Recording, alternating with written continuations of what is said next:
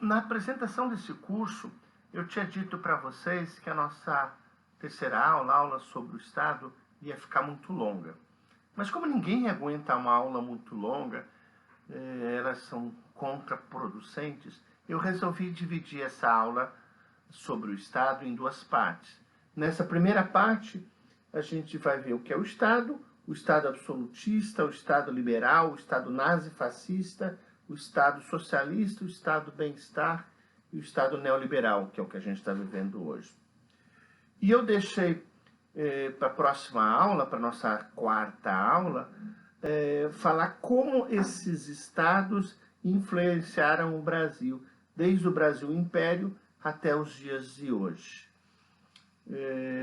Divirtam-se. Bom dia, alunos. Possivelmente meu rosto está um pouco mais escuro hoje, porque eu uso a luz natural e está bem nublado aqui, mas eu estou aqui, ó, tá me vendo? Beleza.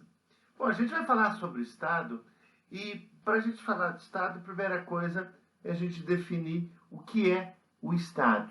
Então, o Estado surge à medida que os homens começam a se organizar, começam a formar uma sociedade, surge a necessidade de administrar isso. O Norbert Bobbio, ele define o Estado como uma organização complexa, ou seja, já há uma complexidade na organização social e há um poder centralizado. Esse poder centralizado seria o Estado, que ele é usado para administrar as coisas de um grupo social um pouco mais complexo. Teve um pensador bem interessante da Idade Média, chamado Maquiavel, que vai pensar na finalidade, para que serve o Estado. E ele diz que o Estado serve para que organizar a nação, para que ela cresça, para que ela se desenvolva, para que ela atinja os seus objetivos. E é função do Estado, é muito importante entender isso, para que o objetivo, os interesses de uma só pessoa não se sobreponham aos objetivos da maioria. Então, cabe ao Estado administrar aquilo que é melhor para todos. E o Maquiavel, ele vai mais além, ele diz que como existem diferentes atores na sociedade, o conflito entre esses atores faz com que o Estado crie regras, leis, legislação, que vão cada vez melhorando o Estado e gerenciando esse atrito entre as várias pessoas, para que todos consigam se unir para buscar o que é melhor para a coletividade. Bom dia, pessoas. Hoje, nessa manhã quente, já quase meio-dia, vamos falar sobre os vários modelos de Estado. O Estado absolutista, o Estado liberal, o Estado nazi-fascista, o Estado socialista, o Estado de bem-estar social e, por último, o Estado neoliberal. Eu peço desculpa a vocês, porque são muitas informações muito detalhadas e eu vou ter que seguir meu roteiro. E eu vou ler algumas vezes, porque é muita informação, é muito complicado para mim. Aí, para ficar menos chata essa aula, eu vim aqui para fora para ler no tempo aqui. A gente vai ouvir os carros passarem. E aproveito para pedir desculpa também por esse cabelo ridículo aí, que hoje ele tá do jeito que ele quer ser. Então, a gente vai começar falando do Estado, e aí eu vou seguir aqui meu roteiro, né? Lembrando que o Estado, do modo que a gente conhece ele hoje, ele começou a se formar simultaneamente em vários lugares do planeta. Na Ásia, surgiram estados na Índia, China, Japão. Na Europa, surgiram estados na Turquia, Grécia, Roma. Nas Américas, surgiram estados astecas, os estados maias. Ou seja, a ideia do Estado ela foi surgindo simultaneamente em vários lugares. Eu não consigo falar sobre isso sem abrir um parênteses aqui para comentar com vocês o seguinte. O Estado japonês, o chinês, o indiano, o romano, o grego, o turco, eles permanecem hoje.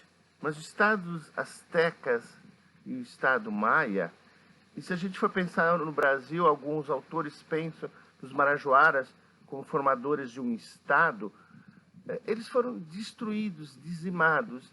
E eu acho importante a gente pensar um pouco sobre isso, o que significa esses estados terem sido dizimados. Mas continuando aqui, pela própria cultura greco-romana, o Estado, como a gente conheceu hoje, é muito influenciado por esse país, principalmente porque eles são Estados europeus, e toda a discussão sobre o Estado, ele começa na Europa. Muitas palavras vêm daí, como democracia, como república, tirania, ditadura. Então, a origem das discussões sobre Estados remontam aos gregos antigos, mesmo que os Estados existam há muito tempo antes deles. Infelizmente, o som não deixou que a gente continuasse a nossa aula lá fora. Continuando. Se a gente pensar que o Estado se caracteriza por uma organização social complexa e uma centralização do poder, a gente pode começar a pensar nos Estados, começar no absolutista. Ele surge depois que a Roma, o Império Romano cai, surgem na Europa pequenos reinos, né, que mais tarde foram dar a Grã-Bretanha, a Inglaterra, a França, a Alemanha e vários outros. E esses primeiros estados, eles se organizam como estados absolutistas, né? O estado absolutista... eu vou usar meu roteiro, eu peço desculpa. Os estados, eles controlavam todas as relações de uma forma absoluta. Existia fortemente o comércio, então era um Estado baseado no mercantilismo. Na política, todo o poder estava nas mãos da família real, além do exército, ou seja, não tinha para que lado correr. Eles tinham o apoio do povo, e o povo não chegava nem perto das decisões do Estado, né? A sociedade era dividida entre nobreza e servo. Então, essas eram as características do Estado absolutista. Um poder absoluto na mão de uma família real, e todos os outros tinham que se submeter a esse poder. Na sequência, com o desenvolvimento do comércio, com a descoberta das novas colônias nas Américas e em outras regiões periféricas, cresce ainda mais com o desenvolvimento da industrialização a classe burguesa. Então, os burgueses, na indústria, no banco, no comércio, eles se fortalecem, passam a ficar mais fortes que os próprios reis. E com isso, através da Revolução Francesa, eles derrubam os reis absolutistas e implantam um Estado no qual eles pudessem ter total liberdade de fazer os negócios deles sem a influência dos reis. Então, quando eles derrubaram o Estado absoluto, cortando o pescoço dos reis, o que os burgueses estavam querendo era liberdade de mercado, para que eles pudessem negociar livremente, sem interferência dos reis. Eles tiveram o apoio da população para derrubar os reis, né? Eles fizeram essa revolução em nome da liberdade, mas essa liberdade se restringiu à elite industrial, elite bancária, à elite comercial, que assim tinha liberdade para fazer seus negócios sem a regulação do Estado. De certo modo, o que aconteceu foi uma opressão das classes mais pobres por essa nova elite burguesa, né? E o Estado liberal, ele provocou dois grandes conflitos na sociedade. O primeiro conflito foi entre os estados. Como todos eles não tinham regras, queriam um Estado liberal, não existia regra no mercado entre os países, gerou conflitos entre os países que acabou culminando na Primeira Guerra Mundial. Outro conflito que o Estado liberal não conseguiu resolver é a relação patrão e o empregado. Como não havia a presença do Estado regulamentando essas relações, o que aconteceu foi que os trabalhadores começaram a se rebelar e a luta de classe passou a ser uma questão muito presente dentro das sociedades. Esse período foi marcado pelo que os historiadores chamam de capitalismo concorrencial, que acabou levando a uma monopolização, ou seja, a concorrência fazia com que os maiores pudessem dominar os menores. Então, as grandes empresas canibalizaram as pequenas, criando um período de monopolismo, ou seja, grandes empresas eram donas de quase tudo. Isso foi seguindo assim até o surgimento, até a Primeira Guerra Mundial, até o fim dela, que trouxe profundas alterações. Ainda sobre o Estado liberal, é importante dizer que, ao contrário do que acontecia no Estado absolutista, onde a família do rei era dona das coisas públicas, esse novo Estado separa o público do privado, ou seja, não tem mais um dono, o Estado, né? E outra coisa que acontece é que esse Estado, ele lutou e conseguiu garantir a liberdade do comércio e a segurança de manutenção da propriedade privada. Como não deu conta de regular as relações internacionais entre os países pela briga monopolista, nem as relações entre trabalhadores e empregados, entre trabalhadores e patrões, que o Marx anteriormente já havia chamado de luta de classes, esse modelo de Estado liberal que existia na Europa desembocou num grande conflito armado, a Primeira Guerra Mundial, que acabou levando à falência desse modelo de Estado. Daí surgiram 3 modelos de Estado, todos eles com formas diferentes de tentar resolver o problema da luta de classes, né? Surgiu o modelo de Estado nazi-fascista na Alemanha e Itália, onde o Estado fica ao lado dos industriais que faliram na Primeira Guerra, no caso da Alemanha, ou na Itália, que eles não se sentiram suficientemente recompensados com a vitória da Primeira Guerra. Então surge um Estado que, no caso da luta de classe, vai ficar ao lado dos industriais, o Estado nazi-fascista. Surge o outro Estado que, ainda durante a Primeira Guerra Mundial, os trabalhadores abandonam o fronte da batalha porque reconhecem que a Primeira Guerra Mundial estava lutando por interesses capitalistas monopolistas e não interesses dos trabalhadores, e fundam um Estado socialista, no qual, na questão da luta de classe, esse Estado vai ficar ao lado dos trabalhadores. E mais tarde, surge na América um Estado no qual o governo vai tentar manter a propriedade privada, ou seja, manter satisfeito os donos das indústrias, mas, por outro lado, garantir um mínimo de qualidade de vida aos trabalhadores, que chamou-se Estado de bem-estar social. Buscar que os trabalhadores tivessem uma vida com bem-estar.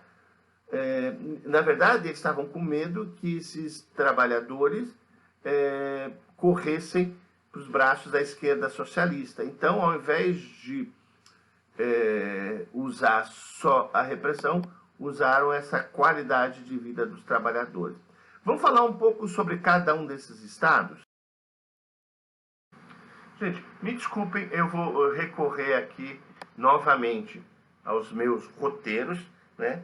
Lembrando que o Estado nazi-fascista, ele usou o autoritarismo para regular o mercado, mantendo assim a propriedade privada e reprimindo com violência qualquer manifestação dos trabalhos para que eles tivessem os seus direitos garantidos.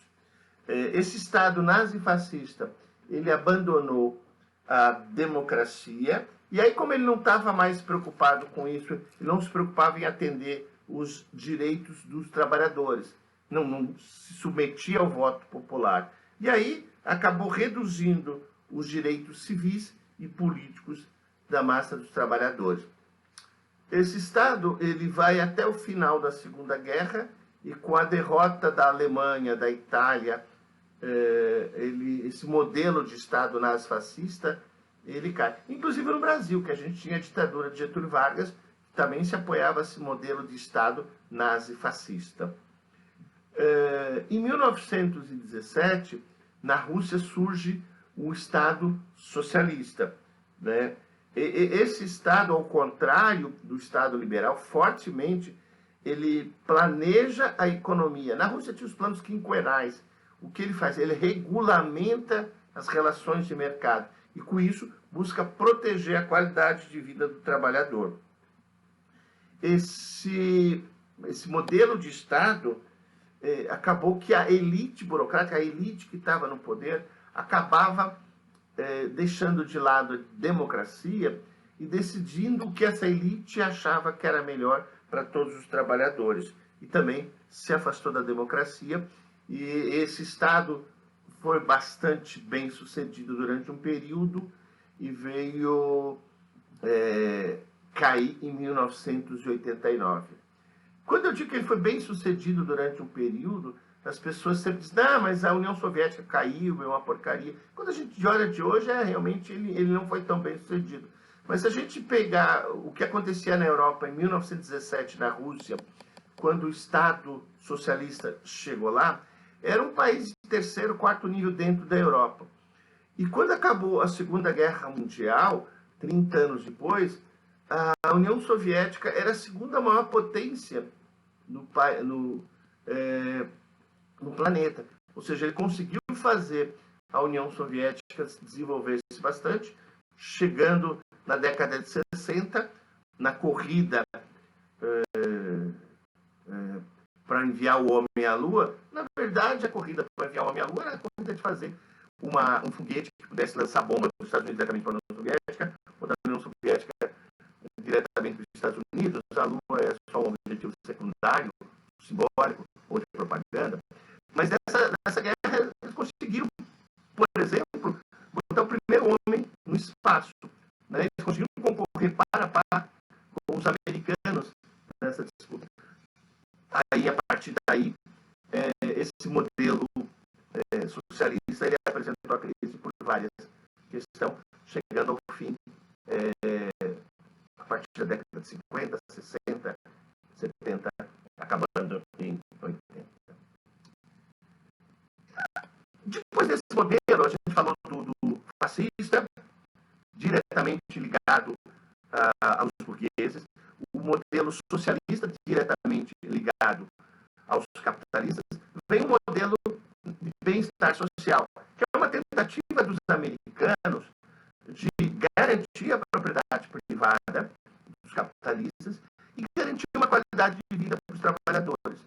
Então, o que acontecia nos Estados Unidos nesse período logo depois da Segunda Guerra Mundial, ficou sobrando lá os Estados Unidos, do outro lado, a União Soviética.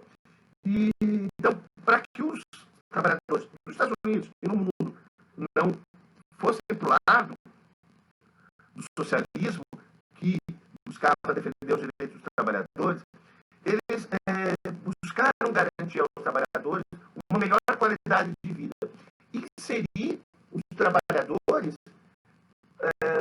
na possibilidade de consumirem bens e, com isso, melhorar a qualidade de vida desses trabalhadores. Isso é muito bom para a indústria também, que pode produzir muito mais. Então, foi um Estado que tentava equilibrar os desejos dos capitalistas, liberdade de mercado, com os desejos dos trabalhadores, uma qualidade de vida. Então, a gente podia dizer que o modelo de Estado de bem-estar social foi mais ou menos isso que aconteceu. Como eu estava falando, em 89 o Estado socialista caiu. Eu acho que a data de 89, porque foi quando aconteceu a queda do Muro de Berlim.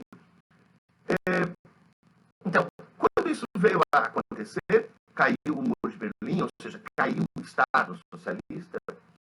Os capitalistas, eles não tinham que recorrer ao medo do comunismo. Eu boto entre aspas esse medo do comunismo, porque o Estado socialista, que era uma ameaça, ou seja, que era uma concorrência, ele deixou de ser. E os capitalistas ficaram só dentro do planeta quanto uma proposta de modelo de Estado. Nesse momento da história, eles não precisavam mais se preocupar em dar uma grande qualidade de vida ao trabalhador. Não tinha mais o risco dos trabalhadores se rebelarem contra o capitalismo. Nesse momento, é abandonado o modelo de bem-estar social, ele é substituído por um modelo neoliberal. Voltando àquelas propostas lá depois da Revolução Francesa, na qual o mercado ele deixava de ser regulado pelo Estado e entregava a regulamentação do Estado ao próprio mercado. Né? E volta a acontecer as mesmas coisas que aconteceram naquele primeiro momento.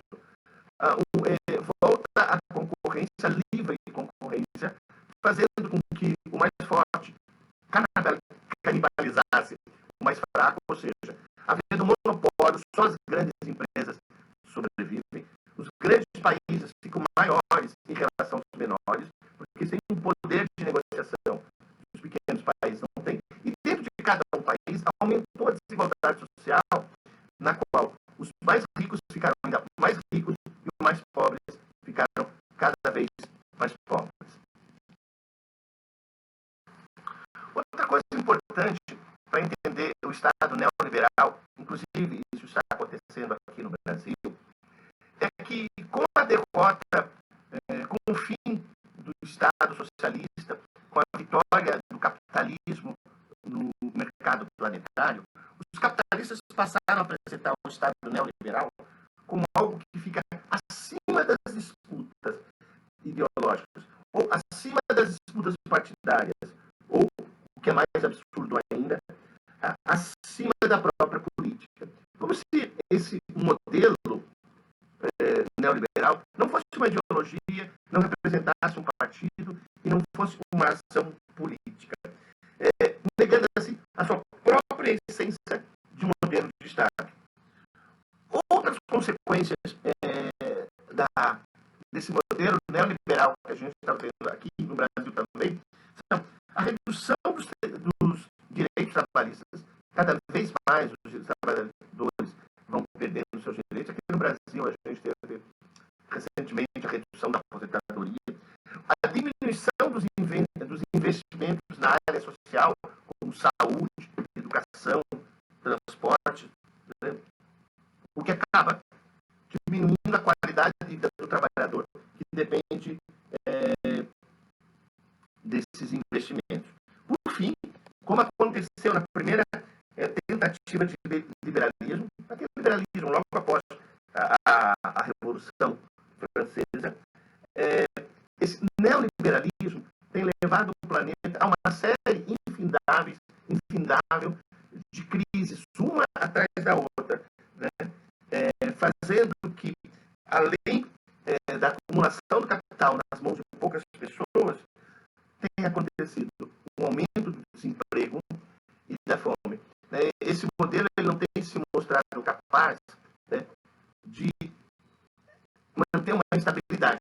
A ideia do neoliberalismo é a seguinte: o próprio mercado vai se regular, não vai precisar a intervenção de leis que regulam o mercado, porque o mercado sozinho se autocontrola.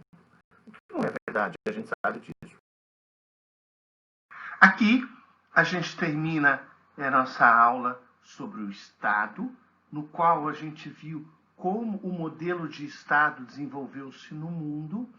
E na segunda parte da nossa aula sobre o Estado, vamos ver como isso acontece aqui pelo Brasil, começando lá no Brasil Império, Brasil República, até chegar aos dias de hoje, o desenvolvimento do Estado brasileiro. Um abraço a todos e até mais.